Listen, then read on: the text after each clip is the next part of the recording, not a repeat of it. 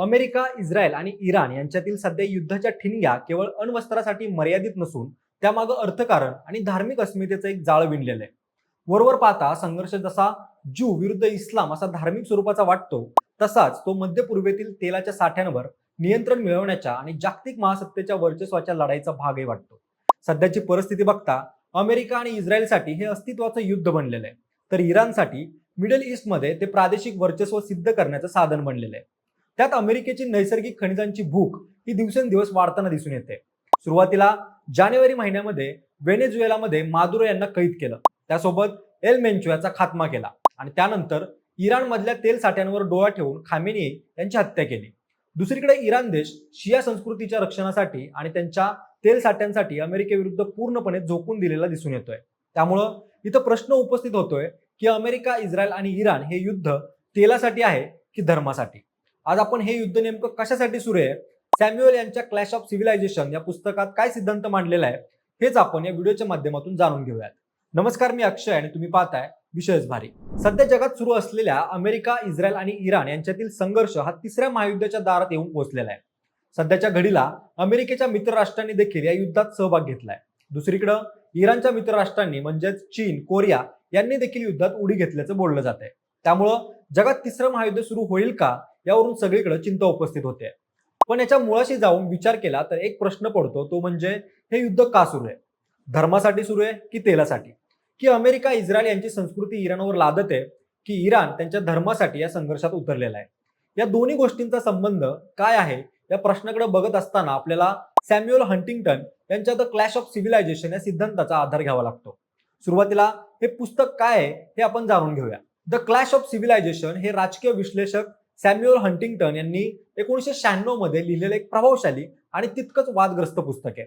या पुस्तकाचा मुख्य गाभा असा आहे की शीतयुद्धानंतरच्या काळात जगातील संघर्षाचं मुख्य कारण राजकीय विचारधारा किंवा अर्थव्यवस्था नसून सांस्कृतिक अस्मिता असेल. हंटिंग्टन यांच्या म्हणण्यानुसार जग प्रामुख्यानं पाश्चिमात्य, इस्लामिक, चीनी, हिंदू आणि ऑर्थोडॉक्स अशा मोठ्या संस्कृतींमध्ये विभागले गेले आणि भविष्यातील मोठी युद्ध या संस्कृतींच्या सीमांवर तयार होतील. त्यासोबत त्यांनी या पुस्तकात असं भाकीत केलंय की पाश्चिमात्य तत्व आणि इस्लामिक किंवा आशियाई संस्कृती यांच्यातील विचारांची दरी वाढल्यामुळे जागतिक राजकारणात अस्थिरता निर्माण होईल, जे आपल्याला आजच्या अमेरिका इराण संघर्षात स्पष्टपणे दिसून येत आहे. या युद्धामागं केवळ तेल आहे असं म्हणणं हा एक अतिशय सरळ एकमार्गी दृष्टिकोन ठरेल, परंतु तेल हे या संपूर्ण संघर्षाचं इंधन आहे हे नाकारता येणार नाही. मिडल ईस्ट मधील तेल साठ्यांवर नियंत्रण मिळवणं हे अमेरिकेच्या भूराजकीय धोरणाचं दशकांपासूनचं मुख्य उद्दिष्ट राहिलेलं आहे. इराण हा जगातील सगळ्यात मोठा तेल आणि नैसर्गिक वायू साठ्यांपैकी एक असलेला देश आहे. इराणची अर्थव्यवस्था आणि त्यांचे प्रादेशिक वर्चस्व हे प्रामुख्यानं त्यांच्या ऊर्जा संसाधनावर अवलंबून आहे. जेव्हा अमेरिका इराणवर निर्बंध लादतो तेव्हा त्यांचा मुख्य हेतू इराणच्या तेल उत्पन्नाला खीळ घालणं हा असतो, जेणेकरून इराणचा लष्करी विस्तार आणि अण्वस्त्र कार्यक्रम थांबवता येईल. मात्र हे युद्ध केवळ पैशासाठी किंवा तेलासाठी नाही म्हणता येणार. यामागे धार्मिक अस्मितांचा आणि दोन भिन्न विचारसरणींचा देखील मोठा संघर्ष आहे. इस्रायल आणि इराण यांच्यातील वैर हे प्रामुख्यानं धार्मिक आणि अस्तित्वाच्या लढाईचं स्वरूप धारण करते. इराणमधील इस्लामिक क्रांतीनंतर इराणनं इस्रायलला आपला कट्टर शत्रू मानलेला आहे. इराणच्या मते इस्रायल हे पाश्चिमात्य साम्राज्यवाद आणि यहुदी लोकांचं प्रतीक आहे, जे इस्लामिक भूमीवर अतिक्रमण करतोय. दुसरीकडे इस्रायल इराणला एक असा देश मानतो जो त्यांच्या विनाशाची उघडपणे भाषा करतो आणि हिजबुल्ला व हमास सारख्या दहशतवादी गटांना पाठबळ देऊन इस्रायलच्या सीमा असुरक्षित करतो. हा संघर्ष शिया इस्लाम आणि यहुदी धर्म यांच्यातील ऐतिहासिक आणि धार्मिक संघर्षाचा एक आधुनिक अवतार आहे. येथेच सॅम्युएल हंटिंग्टन यांचा द क्लॅश ऑफ सिव्हिलायझेशन हा सिद्धांत अतिशय समर्पक ठरतो. हंटिंग्टन यांनी त्यांच्या पुस्तकात असा युक्तिवाद केला होता की शीतयुद्ध संपल्यानंतर जगातील संघर्षाचं मुख्य कारण विचारधारा म्हणजेच साम्यवाद विरुद्ध भांडवलशाही हे नसून संस्कृती असेल. त्यांनी जगाची विभागणी प्रामुख्याने पाश्चिमात्य, इस्लामिक, चीनी, हिंदू अशा विविध संस्कृतींमध्ये केली होती. त्यांच्या मते भविष्यातील युद्ध ही दोन देशांच्या सीमांवर नसून संस्कृतींच्या फॉल्ट लाईन्सवर होतील. आजच्या अमेरिका, इस्रायल विरुद्ध इराण संघर्षात आपल्याला नेमकं हेच पाहायला मिळतंय. अमेरिका आणि इस्रायल हे पाश्चिमात्य लोकशाही आणि ज्यू ख्रिश्चन संस्कृतीचं प्रतिनिधित्व करतात, तर इराण हा इस्लामिक क्रांती आणि इस्लामी संस्कृतीचा पुरस्कर्ता म्हणून उभा आहे. हंटिंग्टन यांच्या सिद्धांतानुसार इस्लामिक जग हे पाश्चिमात्य वर्चस्वाच्या विरोधात जास्त संघटित होत आहे, कारण त्यांना वाटतंय की पाश्चिमात्य तत्व त्यांच्या धार्मिक आणि सांस्कृतिक मुळांना धोका निर्माण करतील. हंटिंग्टन यांनी मांडलेला वेस्ट विरुद्ध रेस्ट हा सिद्धांत इथे स्पष्टपणे लागू होतो.